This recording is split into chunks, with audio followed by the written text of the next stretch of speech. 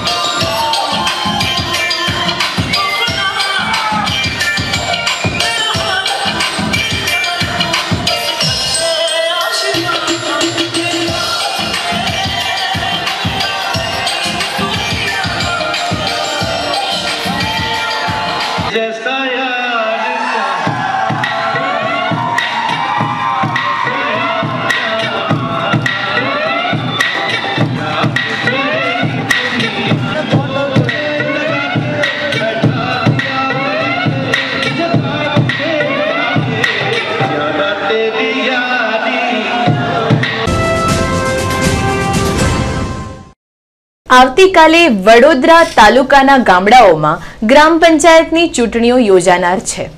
ગ્રામ પંચાયતની ચૂંટણીઓને લઈને MS university girls college ખાતેથી EVM મશીન સહિતની ચૂંટણી સામગ્રીઓ વિવિધ ગામડાઓમાં રવાના કરાઈ હતી। વડોદરા તાલુકાની કુલ 46 પંચાયતોમાંથી 7 બિનહરીફ થતા 39 ગ્રામ પંચાયતોની ચૂંટણી યોજાઈ રહી છે, જેનું material dispatch Shrimati SG girls college Nizampura ખાતેથી અત્યારે કરવામાં આવી રહ્યું છે, જે સ્મૂધલી ચાલી રહ્યું છે અને કાલે મતદાનની પ્રક્રિયા સંપૂર્ણ વ્યવસ્થિત થાય એ માટેનો પૂરતો બંદોબસ્ત કરવામાં આવેલો છે। ગુજરાતમાં સૌપ્રથમ નેશનલ કબડ્ડી ટુર્નામેન્ટનો પ્રારંભ આજે અટલાદરા ખાતે GPS મેદાન ખાતે થયો છે। કબડ્ડીની સ્પર્ધામાં ગુજરાતભરમાંથી ખેલાડીઓ વડોદરા આવ્યા છે। આજે રમાયેલ સ્પર્ધામાં વિવિધ ખેલાડીઓએ કબડ્ડીની સ્પર્ધામાં ભારે ખંતથી ભાગ લીધો હતો।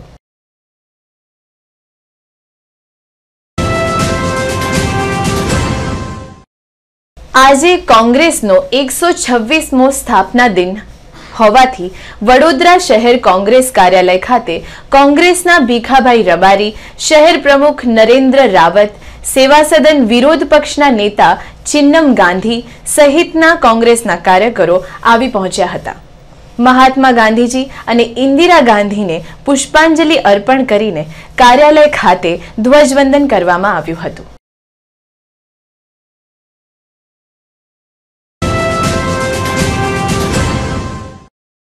अन्ना हजारेना आंदोलनने समर्थन आपवा दीनदयाळ संघर्ष समितिना मुख्य संयोजक नलीन भट्टनी आगेवानीमां आजे घंटनादनो कार्यक्रम शरू करायो छे, जेमां सजेशन बॉक्स द्वारा लोकपाल बिल अंगे शहरीजनों पासेथी मंतव्यो मेळववामां आव्या हता।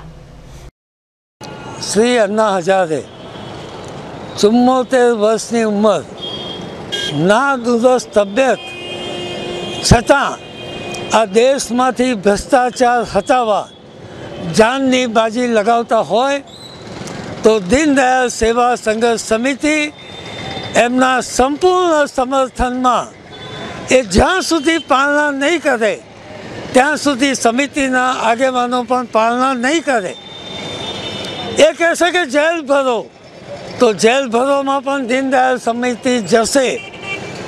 आ देश में भ्रष्टाचार हटे तो मोंघवारी कई घटे।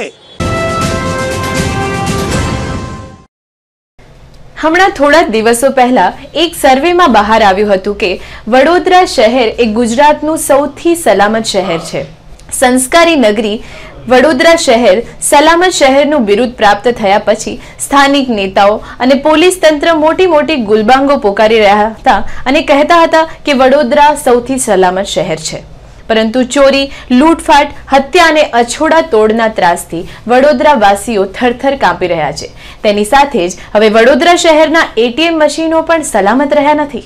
શહેરના ડભોઈ રોડ યમુના મિલ કોમ્પ્લેક્સમાં ગઈકાલે રાત્રે ત્રાટકેલા તસ્કરોએ એસબીઆઈ બેંકનું એટીએમ તોડીને લાખોની રોકડ ચોરવાનો પ્રયાસ કરતા પોલીસ તંત્ર દોડતું થયું હતું. બનાવ અંગે વાડી પોલીસે ગુનો નોંધી વધુ તપાસ હાથ ધરી છે.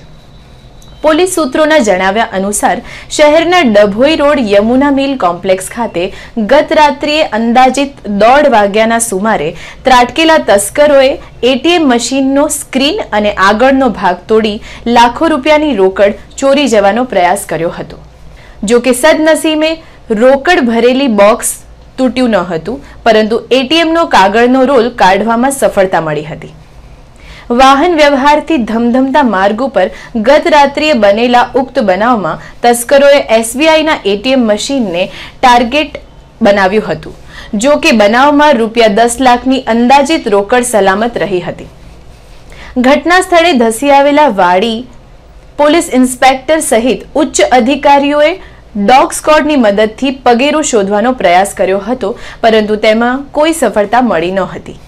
અહીં ઉલ્લેખનીય છે કે શહેરમાં ઘરફોડ અને અછોડા તોડના બનાવ બાદ હવે એટીએમ મશીન તૂટવાની ઘટનાઓ પોલીસ માટે ચિંતાનો વિષય બન્યો છે.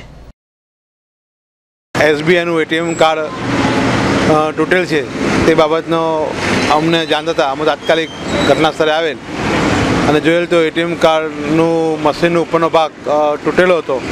તાત્કાલિક બેંક મેનેજરને બોરીચા સાહેબને જોશી સાહેબને બોલાવેલ અને આ અંગે એટીએમની જે મશીન લગાડેલ એમની ફરિયાદ લેવાનું કાર્યવાહી હાલ ચાલુ છે અને જેટલા બી શકદારો છે તેઓને અત્યારે ચેકિંગ કામગીરી ચાલુ છે.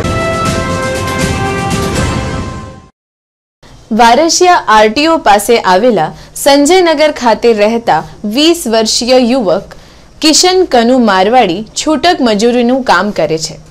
આજે સવારે પોલિટેકનિક ખાતે ગયેલા શ્રમજીવી કિશન મારવાડીને પોલિટેકનિકના વિદ્યાર્થીઓ સાથે કોઈ કારણોસર ઝઘડો થતા વિદ્યાર્થીઓએ એકઠા થઈને કિશનને ઢોરમાર મારતા કિશન ત્યાં જ ઢળી પડ્યો હતો. સારવાર માટે સયાજી હોસ્પિટલ લઈ આવતા સારવાર બાદ કિશનનું મોત થતા પોલિટેકનિક કોલેજમાં સન્નાટો છવાઈ ગયો હતો. પોલીસે હત્યાનો ગુનો નોંધીને મારનાર વિદ્યાર્થીઓને પકડવાના ચક્રો ગતિમાન કર્યા છે.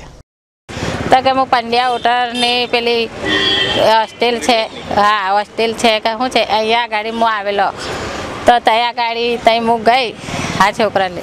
તો છોકરાને કીધું શું થયું તો કે માં 2-3 જણા થઈને કામે અહીંયા બોલાવેલા હતા એટલે આવ્યા, પણ અંદર બોલામ ચાલામ થઈ પેલા 2-3 છોકરા માર્યા ને ના હું બહાર આ બાજુ ઊભો જ. 2-4 છોકરા હતા, કામ બધા જોડે જ જાય, સંગમમાંથી 10-10 8-8 છોકરા હંગાત જાય. તો આ છોકરો કે અંદર બોલામ ચાલામ થતી તો મને ખબર નહીં, આ લોકો દોડીને આવી મને પકડીને લઈ જઈને માર્યો. મને બહુ માર્યો કે માથી ચલાતું નથી, મને લેવા આવ કે. વડોદરા શહેરમાં ગેરકાયદેસર દોડતા સ્કૂલ વાહનો અને રિક્ષાઓ પર પોલીસ તંત્ર કે આરટીઓનું કોઈ નિયંત્રણ નથી. વડોદરા શહેરમાં રિક્ષાઓમાં ઘેટા બકરાની જેમ નાના ભૂલકાઓને ઠાંસીને બેસાડવામાં આવી રહ્યા છે. જ્યારે કેટલીક વખત 7-8 વર્ષના આ નાના ભૂલકાઓ સ્કૂલ રિક્ષામાં લટકીને બેસેલા જોવા મળતા હોય છે. તેવી જ રીતે સ્કૂલ વાનોમાં પણ વિદ્યાર્થીઓની મર્યાદિત સંખ્યા કરતાં વધારે વિદ્યાર્થીઓને બેસાડવામાં આવે છે. શહેર ટ્રાફિક પોલીસ અને આરટીઓ તંત્રની મિલીભગતથી શહેરમાં ચાલતા સ્કૂલ વર્ધીના વાહનો કોઈના લાડકવાયાના ભોગ લેવાય તે પહેલા ટ્રાફિક વિભાગના અધિકારીઓ જાગૃત બને તેવું વાલીઓ પણ ઈચ્છી રહ્યા છે. અત્રે ઉલ્લેખનીય છે કે શહેરમાં દોડતી સ્કૂલ વર્ધીની મારુતિ વાનોમાં મોટાભાગે ગેસ કિટ હોવાથી ગમે ત્યારે આવા વાહનોમાં આગ અકસ્માતનો ભય રહે છે.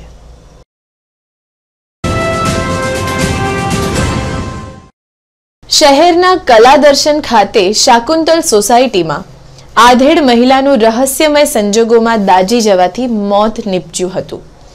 બનાવ અંગે પાણીગેટ પોલીસે નોંધ કરી વધુ તપાસ હાથ ધરી છે. શહેરના વાઘોડિયા રોડ કલાદર્શન પાસે શાકુંતલ સોસાયટીમાં રહેતા શારદાબેન તડવી ઉંમર વર્ષ 40 ગઈકાલે રાત્રે પોતાના ઘરે દાઝી જતા તેમનું સયાજી હોસ્પિટલમાં સારવાર દરમિયાન મોત નીપજ્યું હતું, જ્યાં સારવાર માટે લાવેલા તેમના પતિએ ઇલેક્ટ્રિક શોર્ટ સર્કિટને પગલે શારદાબેન દાઝી ગયાનું પોલીસ અને તબીબ સૂત્રોએ જણાવ્યું હતું, પરંતુ પાણીગેટ પોલીસ મથકના પોલીસ ઇન્સ્પેક્ટર RM પટેલના જણાવ્યા અનુસાર મહિલા રસોઈ બનાવતા દાઝી ગયેલા હોવાનું જણાયું હતું। રહસ્યમય સંજોગોમાં ગંભીર રીતે દાઝેલ મહિલાનું ટૂંકી સારવારમાં મોત નીપજતા પોલીસે વધુ તપાસ હાથ ધરી છે।